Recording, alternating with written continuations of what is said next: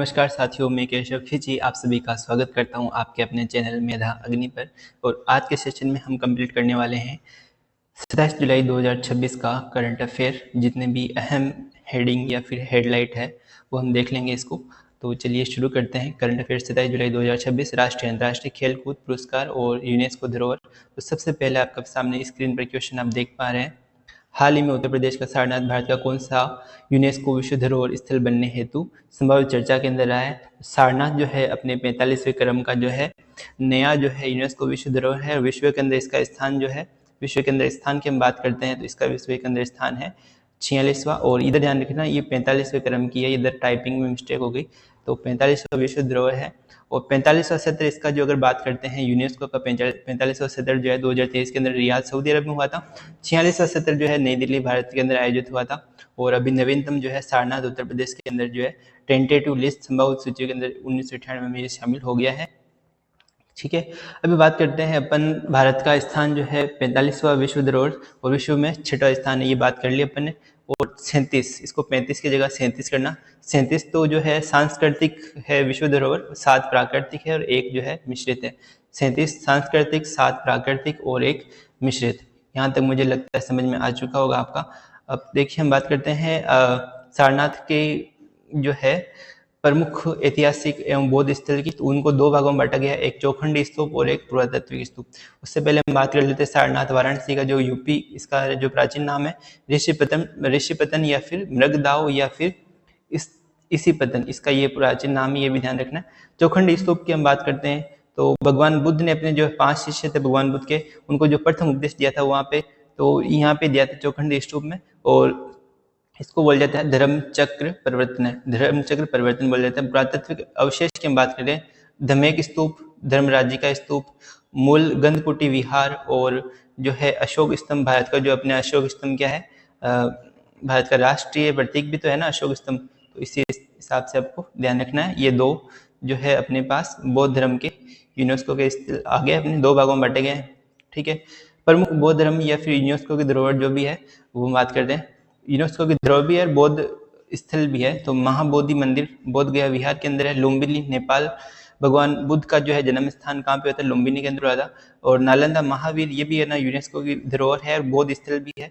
नालंदा महाविहार ये बिहार के अंदर है। तक्षशिला जो है पाकिस्तान के अंदर चला गया।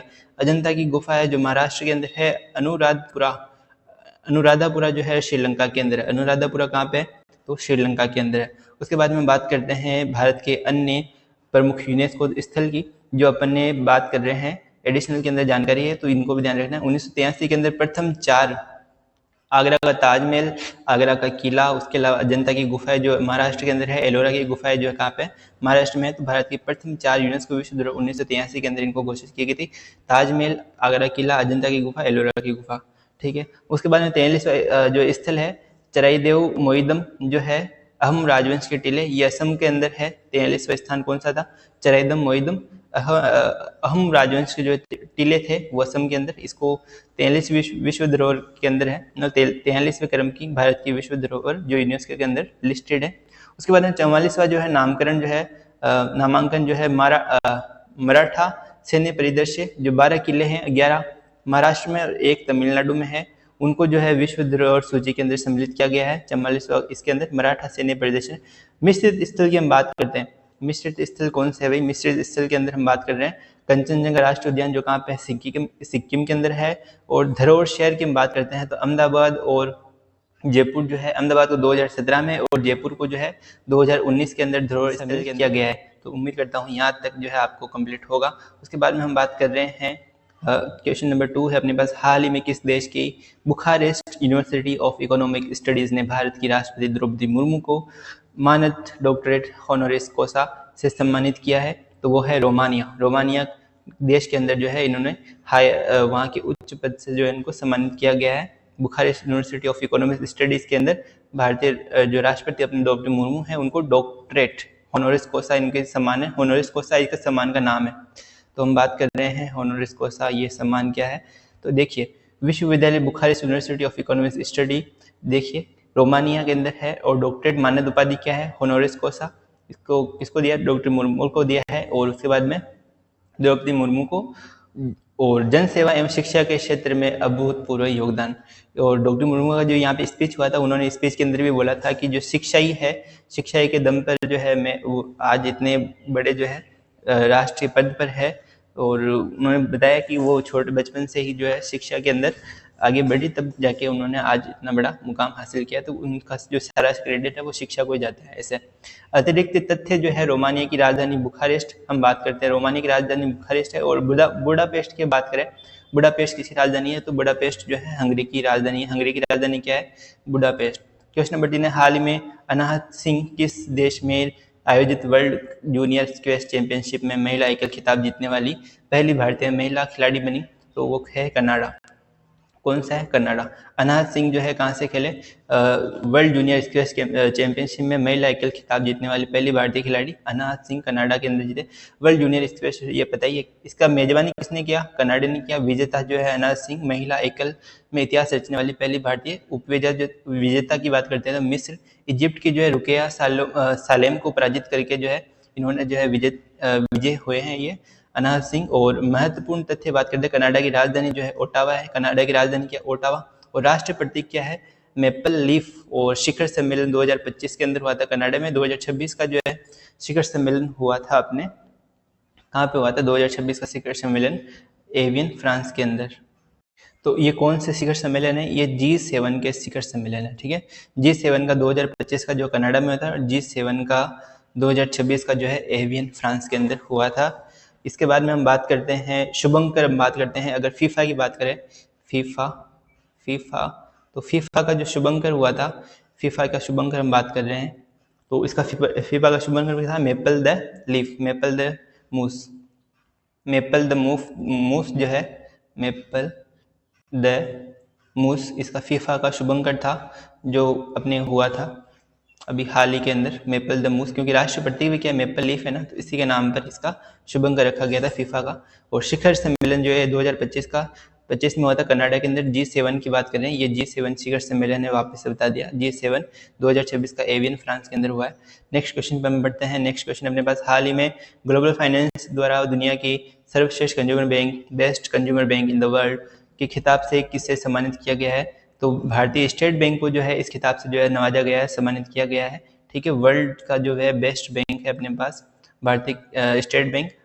500 मिलियन से ज़्यादा इसके अंदर ग्राहक की संख्या है, और 22,500 प्लस ब्रांच है इंडिया के अंदर, और 63,500 प्लस जो है ATM है अपने भारत के अंदर। मुख्य इतिहास की हम बात करते हैं SBI के अंदर, तो SBI का जो है इतिहास और विकास यात्रा की बात कर रहे हैं, तो मुख्यालय जो है, वर्तमान मुख्यालय नरीमन पॉइंट, मुंबई, महाराष्ट्र के अंदर है। 1806 के अंदर बैंक ऑफ कलकत्ता के अंदर बैंक ऑफ कलकत्ता के नाम से इसकी स्थापना हुई थी। और 1921 के अंदर bank of Calcutta, bank of Madras और बैंक ऑफ बॉम्बे को मिलाकर जो है इंपीरियल बैंक ऑफ इंडिया बना।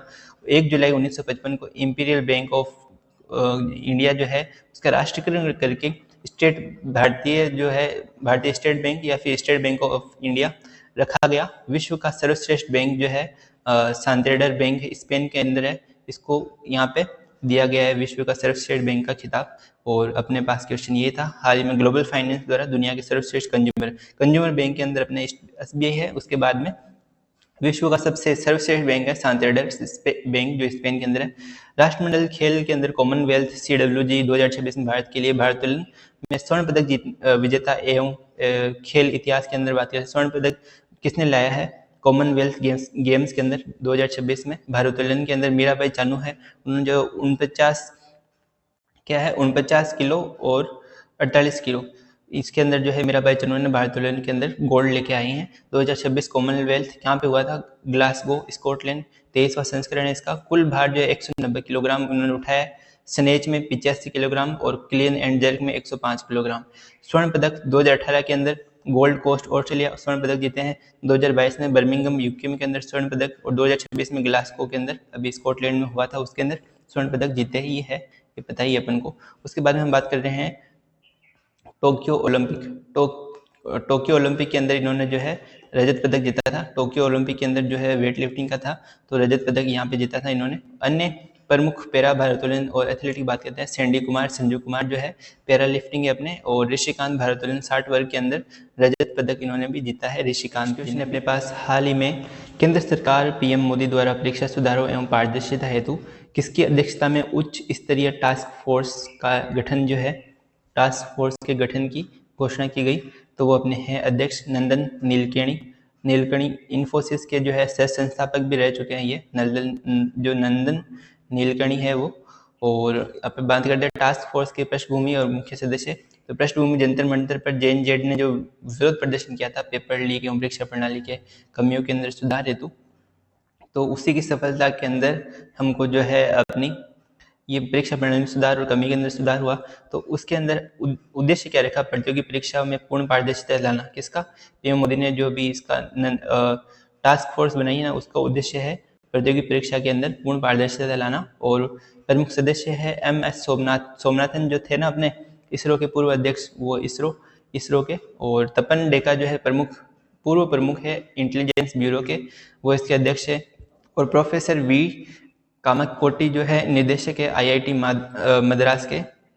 और अनीत करवाल जी और अमृतलाल मीणा भी इसके जो है अध्यक्ष है वहाँ पे। और उच्च शिक्षा सचिव नरेश पाल गंगवार, अभी वर्तमान में उच्च शिक्षा सचिव कौन है? नरेश कुमार गंगवाल, ये भी इसके सदस्य हैं। तो प्रमुख सदस्य की बात कर ली अपने MS सोमनाथ तपन डेका, ये इंपॉर्टेंट हो जाते हैं काफ़ी, तो इनको ध्यान रखना ही है। उसके बाद में हम बात करते हैं क्वेश्चन नंबर 7 की। हाल ही में संयुक्त राष्ट्र अंतर्राष्ट्रीय व्यापार कानून आयोग UNCITRAL की 60वीं वर्षगांठ जो है अंतर्राष्ट्रीय सम्मेलन कहाँ आयोजित हुआ? तो नई दिल्ली के अंदर आयोजित हुआ है। संबोधनकर्ता कौन थे? डॉक्टर S जयशंकर, विदेश मंत्री भारत। और इसकी स्थापना जो है 1966 के अंदर भारत का स्थान जो है इसमें 70वां सदस्य जो भारत बना है। 6 वर्ष का जो है कार्यकाल रहेगा। और विमोचित पुस्तक we the people India US relation जो है इसके ऊपर लिखा हुआ है we the people India US relation. तो ये पुस्तक जो है ये किसने लिखी है? अपने विदेश मंत्री जो है S जयशंकर। तो इनकी पुस्तक है we the people okay, India और US के रिलेशन के अंदर इसके अंदर स्पष्ट किया गया है। और उसके बाद में हम बात कर रहे हैं क्वेश्चन नंबर 8 की। हाल ही में इनकम टैक्स डिपार्टमेंट के नए आधुनिक ऑफिस कॉम्प्लेक्स आयकर सिंधु का उद्घाटन जो है कहाँ हुआ? मुंबई के अंदर हुआ आयकर सिंधु का उद्घाटन। उसके अंदर उद्घाटनकर्ता केंद्रीय वित्त मंत्री निर्मला सीतारमण जी है। और CBDT जो अपने इसकी केंद्रीय प्रत्यक्ष कर board, central board of direct tax, इसकी स्थापना जो 1963 के अंदर हुई। वर्तमान अध्यक्ष रवि अग्रवाल जी है। आयकर दिवस जो है 24 जुलाई को मनाया जाता है।